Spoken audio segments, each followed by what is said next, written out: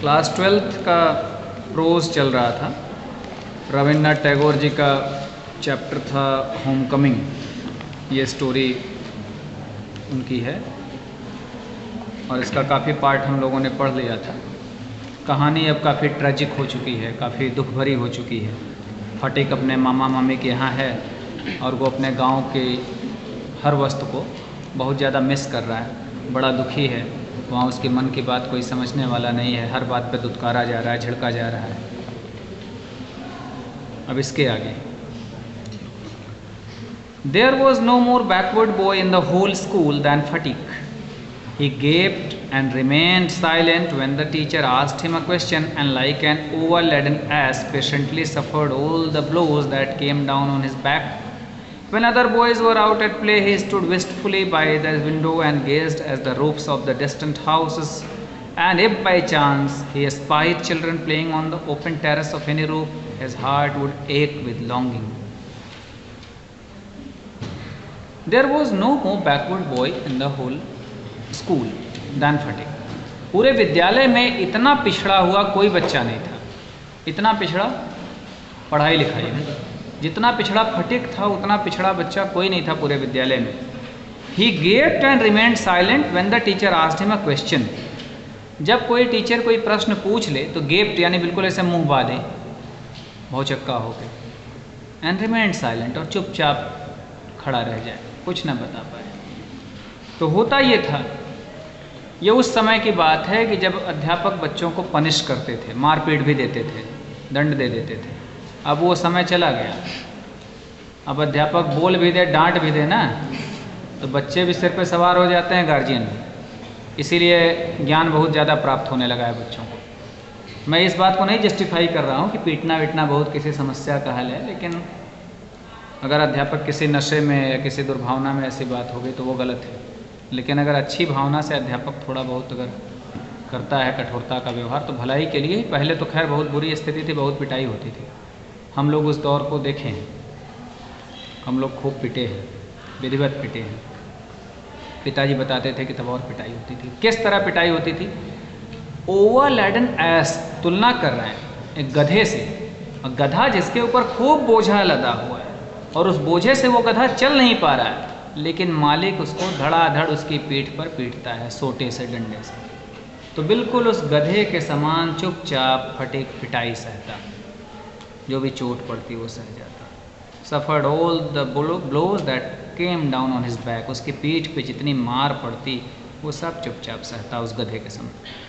When the other boys were out at play, जब सारे बच्चे, जैसे कि कोई घंटी खाली होती या लंच का टाइम होता, सारे बच्चे बाहर जाके खेलते, तो ही stood wistfully by the window, तो बिल्कुल उदास निराश खिड़की के पास खड़ा हो जाता और बाहर झांकने लगता। Roofs of the distant houses, दूर दूर जो घर थे उनके छतों पे झांकता, क्योंकि खिड़की से वो छत दिखते ना, तो वो देखा करता। And if by chance he aspired children playing on the open terrace of any roof, और अगर भाग्य से कोई बच्चा या कुछ बच्चे दिख जाते किसी छत पर, किसी बालकनी में खुले में खेलते हुए, हिज हार्ट वुड एक विद लॉन्गिंग, उसका हृदय बिल्कुल पीड़ा से भर उठता, क्योंकि उसे अपने खेलने के दिन याद आने लगते, वो गाँव की वो स्वतंत्रता उसे याद आने लगती। तो उसका हृदय किसी बच्चे को खेलता पा जाता तो और दुखता। One day he summoned up all his courage and asked his uncle, Uncle, when can I go home? His uncle answered, wait till the holidays come. But the holidays would not come till November, and there was a long time still to wait. One day he summoned up all his courage. पूरा साहस उसने जुटाया, जितना साहस था पूरा एकत्रित करके अपने अंकल से, अपने मामा से पूछ लिया, When can I go home? घर कब जा सकता हूँ? तो मामा ने कहा, wait till the holidays come. छुट्टियाँ आने दो, छुट्टियाँ होंगी तो घर जाना, अभी तो विद्यालय चल रहे हैं। But the holidays would not come till November and there was a long time still to wait, लेकिन छुट्टियाँ तो आने में भी नवंबर तक का समय है। ये बंगाल की घटना है, तो वहाँ छुट्टियाँ नवंबर में अक्टूबर में होती थी, लंबी छुट्टियाँ अब भी होती होंगी, हम लोग भी वहाँ पढ़े हैं। वहाँ लंबी छुट्टियाँ यूँ होती है कि मूर्ति पूजा का बड़ा प्रचलन है, तो दुर्गा पूजा भी बहुत बड़े स्तर पे मनाया जाता था, अब भी मनाया जाता होगा, और काली पूजा भी। काली पूजा दीपावली के ही साथ मनाया जाता है, दीपावली की एक दिन पहले काली पूजा होती है। दुर्गा पूजा बहुत बड़े स्तर पे पंडाल बनते हैं, बहुत बड़े बड़े, बहुत कलाकार बड़े बड़े बनते हैं, हर बार अलग थीम पे।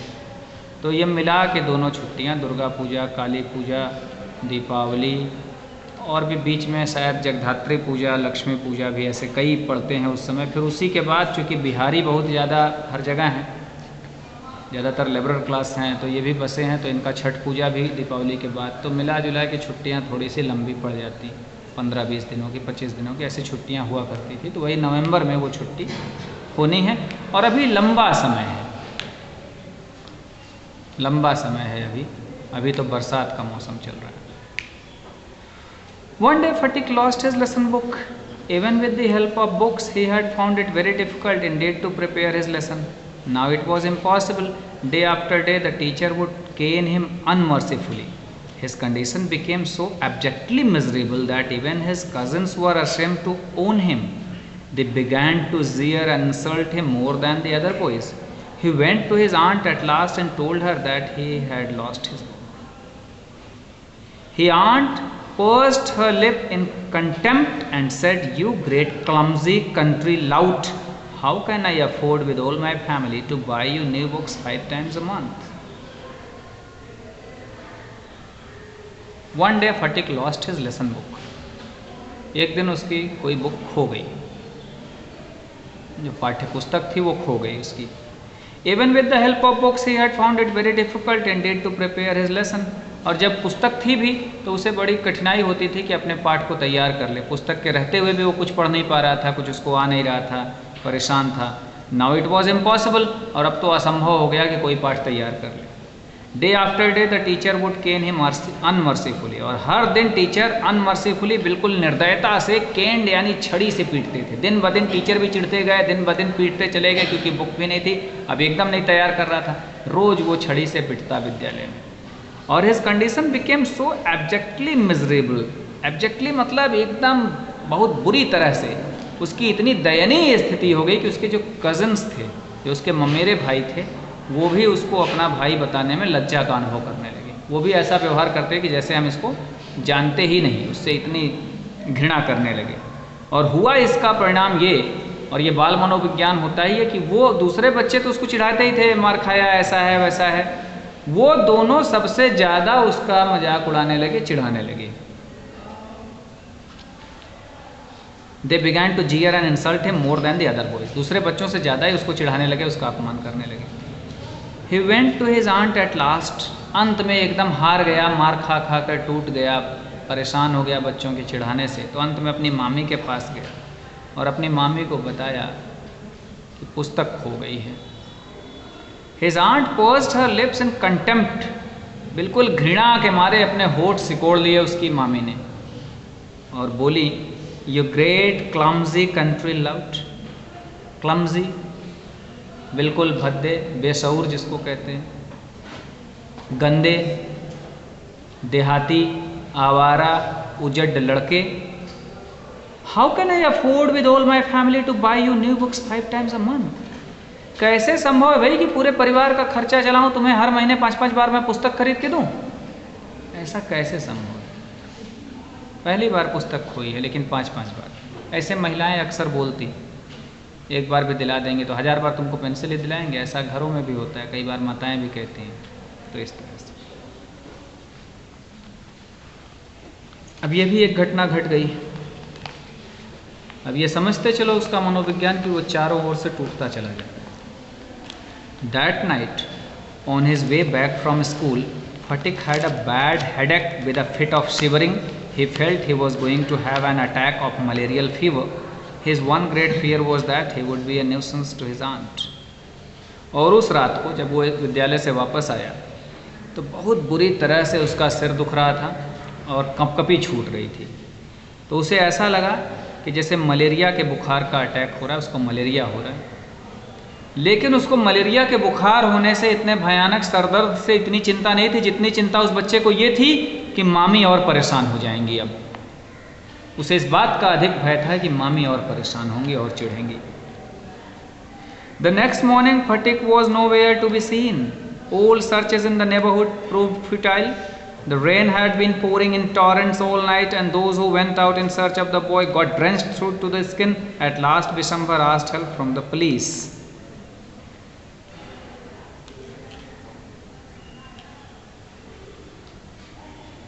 The next morning, Phatik was nowhere to be seen. अगली सुबह फटिक कहीं दिख नहीं रहा था। All searches in the neighborhood proved futile. Neighbourhood आस पड़ोस में पूरा खोज लिया गया, हर जगह उसको खोजा गया, सब फ्यूटाइल यानी व्यर्थ, कहीं पता नहीं चला। The rain had been pouring in torrents all night. रात भर मूसलाधार वर्षा हुई थी उस रात, और अभी तक वर्षा हो रही थी सुबह भी। And those who went out in search of the boy got drenched through to the skin. और जो लोग बच्चे को खोजने के लिए बाहर निकले थे, चाहे छतरी लेके गए हैं या कुछ भी, लेकिन इतनी मूसलाधार वर्षा थी कि बिल्कुल स्किन तक यानी पूरी तरह भीग चुके थे, लौटे थे। At last Bishambhar asked help from the police. और थक हार कर बिशंभर ने अंत में पुलिस की सहायता मांगी। At the end of the day a police van stopped at the door before the house. It was still raining and the streets were all flooded. Two constables brought out Phatik in their arms and placed him before Bishambhar. He was wet through from head to foot, muddy all over, his face and eyes flushed red with fever, and his limbs all trembling. Bishambhar carried him in his arms and took him into the inner apartments. When his wife saw him, she exclaimed, "What a heap of trouble this boy has given us! Hadn't you better send him home?"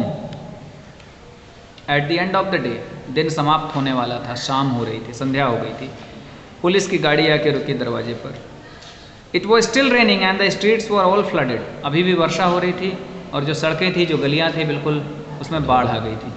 शहरों में ये होता है, drainage system ध्वस्त हो जाता है। अगर मूसलाधार वर्षा हो जाए तो हर शहर में, हम लोग प्रयाग रहते थे, वहाँ भी पूरा बाढ़ आ जाए, मतलब घुटनों तक पानी, कमर तक पानी, सड़कों पे लग जाए, पूरा सीवर वीवर सब बराबर हो जाता है। बनारस में भी कई शहर सड़कों पे उधर उस पार हो जाता है ऐसा। कलकत्ता तो नर्क है ही, मैंने बता ही दिया कि वो बिल्कुल नारकी जगह। तो इस तरह बिल्कुल बाढ़ की स्थिति थी। ऐसे में पुलिस की गाड़ी आके रुकी। Two constable brought out Phatik in their arms. और दो कांस्टेबल फटिक को अपने बाहों में उठाए हुए ले आए। And put before Bishambar, placed him before Bishambar, Bishambar के सामने रखा। He was wet through from head to foot. सिर से पैर तक बिल्कुल भींगा हुआ था।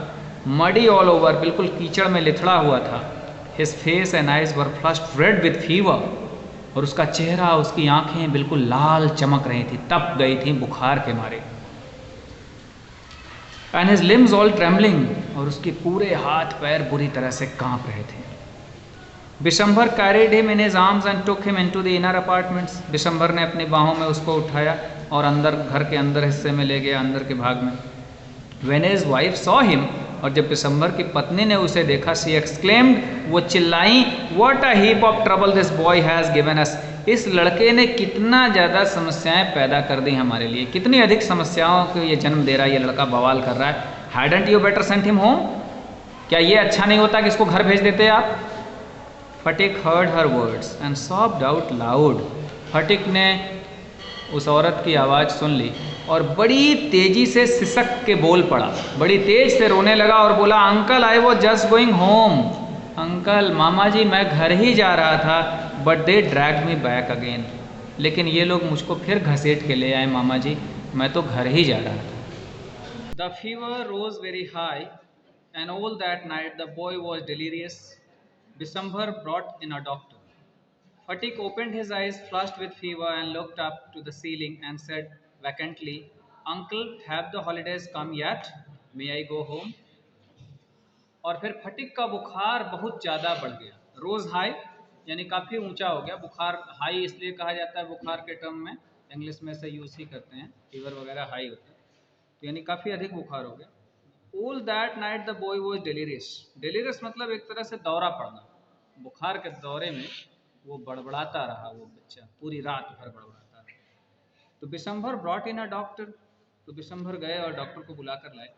फटिक opened his eyes flushed with fever and looked up to the ceiling. तो फटिक ने अपनी आंखें खोली, वो बिल्कुल लाल आंखें, बुखार से बिल्कुल लाल लाल आंखें उसने खोली। रात भर आंखें बंद करके बड़बड़ाता रहा, एक तरह से अर्ध बेहोशी की स्थिति में वो था।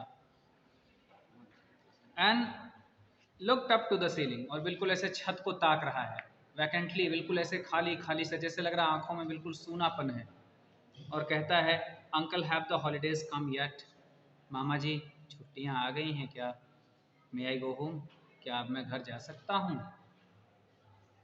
Bishambar wiped the tears from his own eyes and took Phatik's lean and burning hands in his own and sat by him through the night. The boy began again to mutter. At last his voice became excited. Mother, he cried, don't beat me like that.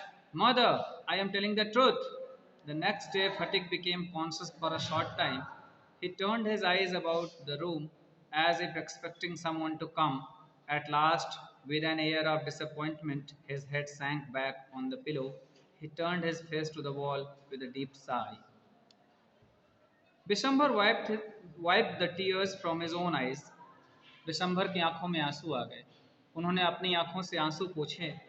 And took Phatik's lean and burning hands in his own, और फटिक के दुबले पतले एकदम जल रहे थे उसके हाथ, उन हाथों को अपने हाथ में ले लिया और बैठ गए, और पूरी रात बिस्तर के बगल में बैठे रहे। The boy began again to mutter, लड़का फिर से बड़बड़ाने लगा। At last his voice became excited, और अंत में बहुत उत्तेजित हो गया, बड़ी तेज तेज चिल्लाने लगा। वो चिल्ला रहा था, माँ मुझे मत मारो, मुझे ऐसे मत मारो माँ, मैं सच कह रहा हूँ, मुझे मत मारो। The next day Phatik became conscious for a short time, अगले दिन फटिक को थोड़े समय के लिए होश आया, वह चैतन्य हुआ। ही turned his eyes about the room, पूरे कमरे में उसने अपनी आंखें घुमाई, यानी उसने कमरों के चारों ओर देखने का प्रयास किया कमरे में। As if expecting someone to come, ऐसा लग रहा था जैसे उसे आशा थी कि कोई आया है, किसी को मानो खोज रहा हो।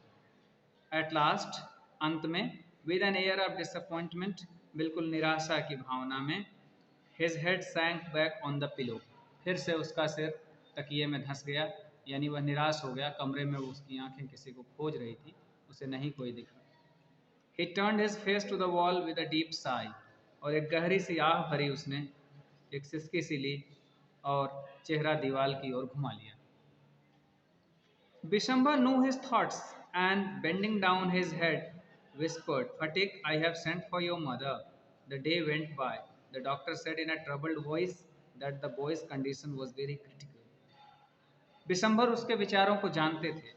And bending down his head, अपने सिर को उन्होंने झुकाया, उसके पास अपना सिर ले गए झुका के, और फुसफुसा कर बोले, Phatik I have sent for your mother, मैंने तुम्हारी माँ को बुलवाया है।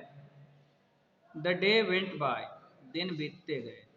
The doctor said in a troubled voice that the boys condition was very critical, और डॉक्टर ने बहुत ही परेशान होकर, बहुत ही निराशापूर्ण स्वर में कहा कि बच्चे की स्थिति बहुत अधिक खराब है। अब माँ को उसके बुलवा तो दिया था, लेकिन ये कल्पना कर लो कि बंगाल में किसी गांव में रहा होगा इस बच्चे का घर, और उस समय टेलीफोन वगैरह नहीं थे, कोई गया होगा तब बुला के लाना संभव, तो इसमें समय लग सकता था, यातायात के साधन नहीं रहे होंगे, बैलगाड़ियाँ वगैरह ये सब रहे होंगे, इसलिए दिन बीतते जा रहे थे। फटिक बिगैन टू क्राई आउट, फटिक ने फिर से चिल्लाना प्रारंभ किया। By the mark 3 fathoms, but the mark 4 fathoms, by the mark. He had heard the sailor on the river steamer calling out the mark on the plumb line. वो जब वहाँ पे कोई बड़ी जहाज आती थी नदी में, तो जो उसका जो नाविक होता है वो गहराई नापता है कि जहाज को किनारे लाने के पहले फैदम करते हैं उसको माप, कि फंस ना जाए जहाज, कीचड़ में या बालू में फंस ना जाए क्योंकि जहाज जितना ऊपर दिखता है काफ़ी ज़्यादा पानी के अंदर रहता है, तो वो नापते हुए तब उसको आगे बढ़वाता है कि फंस ना, ऐसा ना कि सामान उतारे अनलोडिंग हो और जहाज फंस जाए, या पानी ज्वार भाटा से कम अधिक होता रहता है, तो ऐसा, तो फिर वो नींद में वही चीज़ बड़बड़ा रहा है कि 4 fathoms 3 fathoms, ऐसे वो फिर उसको याद कर रहा है और उसी को दौरा फिर पड़ रहा है, फिर बड़बड़ा रहा है बुखार की स्थिति में, क्योंकि उसने सेलर को, नाविक को ऐसे सुना था करते हुए। Now he was himself plumbing an unfathomable sea, और ऐसा लग रहा था कि अब वो खुद भी प्लम्बिंग कर रहा है। प्लम्बिंग मतलब बिल्कुल वो नापने का प्रयास कर रहा है, जैसे कोई पाइप डाल के या कोई यंत्र डाल के नाप रहा था, तो ऐसा लग रहा था कि जैसे कोई समुद्र है और अनफैदमेबल, जिसको मापा न जा सके। इतना गहरा समुद्र, ऐसा लग रहा था वो किसी बहुत गहरे समुद्र में फंस गया है और उसे नापने का प्रयास कर रहा है और उसे दौरा पड़ रहा है और ऐसे बेहोशी की स्थिति में वो बड़बड़ा रहा है। Later in the day, Fatik's mother burst into the room like a whirlwind and began to toss from side to side and moan and cry in a loud voice. फिर उस दिन काफी जब बीत गया तो फटिक माँ burst into the room like a whirlwind, बिल्कुल अचानक जैसे कि तूफान घुसता है ना कमरे में, इस तरह एकदम तूफान के झोंके की तरह दौड़ के कमरे में आई और बिल्कुल इधर उधर ऐंठने लगी और चिल्लाने लगी, बड़ी तेज तेज रोने लगी। मून यानी विलाप करना, चिल्लाने लगना। उसकी माँ आई, चिल्लाने लगी, बड़े जोर जोर से बोलने लगी। बिशंबर ट्राइड टू काम हर एजिटेशन, उनकी जो ये मानसिक दशा बिल्कुल बिगड़ गई बहन की, उनके लगी चिल्लाने, तो उसको शांत करने का प्रयास कर रहे थे। But she flung herself on the bed, लेकिन वो बिल्कुल एक झटके में बेड पर जाके गिरी एंड क्राइड, और चिल्ला पड़ी, Phatik my child my darling, मेरे बच्चे, मेरे प्यारे बच्चे, फटिक। ऐसे जाके सीधे जाकर गिर गई वहाँ उसके बिस्तर पे, उससे लिपट गई। Phatik stopped his restless movement for moment, Phatik एकदम बेचैनी से जो करवट बदल रहा था, एकदम उसकी देह ऐंठ रही थी इधर उधर, थोड़ी देर के लिए वो रुक गया इस घटना से। His hands clasped beating up and down, he said eh, और उसने हाथ बिल्कुल जो मुट्ठियां भींच के इधर उधर हाथ पैर मार रहा था, बिल्कुल दौरे की स्थिति में, बेहोशी में, उसके मुंह से आवाज़ निकली। थोड़ी देर रुका और आवाज़ निकली इह करके। द मदर क्राइड अगेन, माँ फिर चिल्ला पड़ी, Phatik my darling my darling. Fatik very slowly turned his head and without seeing anybody said, Mother, the holidays have come. फटिक ने धीरे से अपना सिर घुमाया और किसी की ओर कुछ नहीं देखा और बिना देखे ही फिर उसने कहा कि माँ, क्या छुट्टियाँ आ गई हैं। यहाँ ये स्टोरी समाप्त हो जाती है। इसके आगे नहीं लिखा टैगोर जी ने। अब ये बात पाठकों के ऊपर उन्होंने छोड़ दी कि फटिक का क्या हुआ, क्या इस घटना के बाद फटिक जीवित बचा या उसकी मृत्यु हो गई। उस समय ये बड़ी बात मानी जाती थी, हर सब चीज़ दिखाई नहीं जा सकती थी। पुरानी फिल्मों में भी ऐसे रेप के सीन्स, मर्डर्स के सीन्स पहले नहीं दिखाए, समाज में कुछ मान्यताएं हुआ करती थी। अब अपने अनुसार हम लोग अनुमान लगा सकते हैं कि फटिक का क्या हुआ होगा ऐसी स्थिति में, क्या वो जीवित बचा होगा, जबकि चिकित्सा विज्ञान बहुत ही कम विकसित हुआ था और उसका स्वास्थ्य इतना अधिक खराब हो चुका था। ठीक है, चैप्टर तुम लोग खूब अच्छी तरह से पढ़ लो 2-4 बार, काफ़ी भावनात्मक कहानी है, टैगोर जी ऐसा लिखते ही हैं, बड़ा सुंदर। और फिर कोई समस्या हो तो हम डिस्कस कर लेंगे।